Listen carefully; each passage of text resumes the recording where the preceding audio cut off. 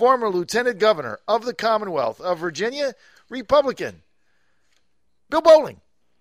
How are you, Bill?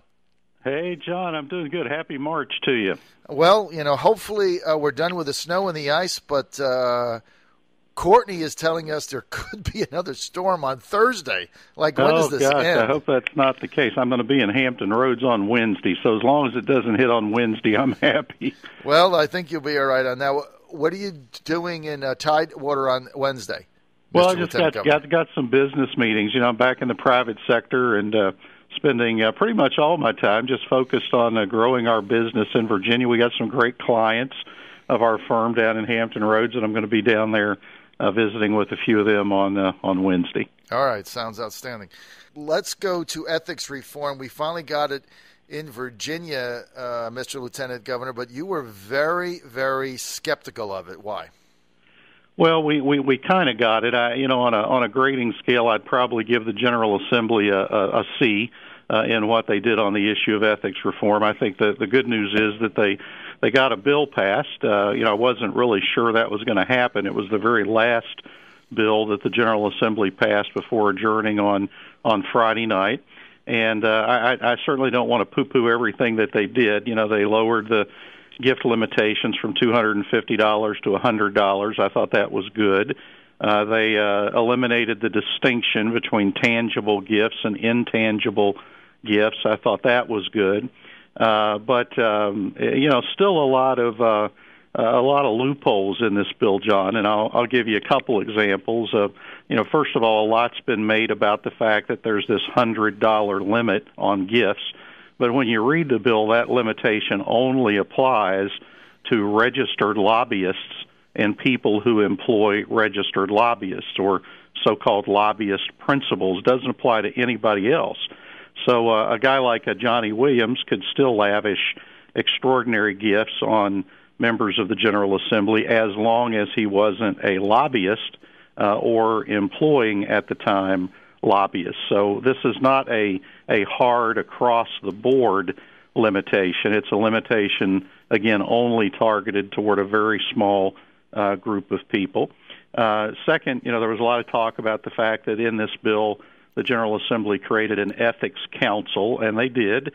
I give them credit for that. Unfortunately, this council has very little actual powers. It has the ability to receive financial disclosure and gift disclosure reports and file them and make them available to the public and do some ethics-related training and issue opinions on approval of certain types of legislatively related travel, but it has no authority to actually investigate alleged violations of ethics laws, no authority to issue fines and penalties and things like that. So, again, I give them, credit for the effort. I think it was a step in getting us toward where we need to be, but still a lot of loopholes and a lot of parts of this bill that just don't get to where the commission that had made a series of recommendations on ethics reform didn't really get to where we hoped they would be. Now, Mr. Lieutenant Governor, isn't one of the other flaws in the $100 limit is it's not per annum, it's just per event? That's right. So I could be a lobbyist and I could give $99 of stuff to a representative for 365 consecutive days, right? Yeah, that's right, and that's actually, I would say, a step back from where we were before, because the previous law had this limit of $250 for registered lobbyists and lobbyist principals, but it was a limit on individual gifts and aggregate gifts. Under the law that they passed Friday night, the aggregate gift limitation is gone. So a registered lobbyist or a lobbyist principal could give 10 gifts of $100 or 20 gifts of $100, and that would be okay. So yeah, I think that's another example. And look, this is a 50-page bill. Right. When we start peeling back the onion, I suspect we'll find some other things. There are a lot of there's a definition in this bill of what constitutes a gift, and there are a lot of exceptions. A lot of a gift does not include this. A gift does not include that. So John, when all this ethics stuff broke a couple years ago, I think last year the General Assembly took a step toward trying to toughen up some of these laws. I think they took another step this year, but there's still a lot of loopholes here and weaknesses that, in my judgment, need to be strengthened to get us to where we probably need to be. Do that going forward. As you said, it is a step somewhat in the right direction. It's a lot weaker than I thought it would be, but hopefully as we go forward, we can change some of that. Hey, Mr. Lieutenant Governor, let's get to the rift in the GOP in Virginia. It's getting bigger and bigger. Now we got this issue where I believe that the State Central Committee of the Republican Party of Virginia is going to declare that the presidential primary delegates are selected via a convention in lieu of a primary. What do you think of that?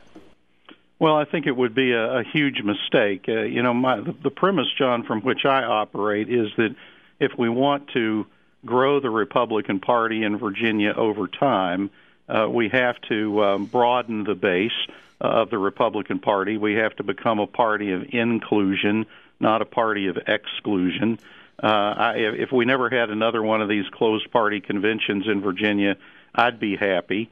I think that we do a lot better when we have primary nomination processes that involve more people with differing views. I think we have a better opportunity in those types of contests to nominate candidates who are actually electable. And Virginia could play an important part in the nominating process. It depends on what happens in a number of the states before we get to Virginia. But, whether the outcome in Virginia is critical to the nominations process or not, I think the message that we send is important, and that is, are we going to be a party of inclusion or a party of exclusion? Are we really interested in hearing from different people with different points of view, or do we just want a process where the echo chamber gets to talk to itself?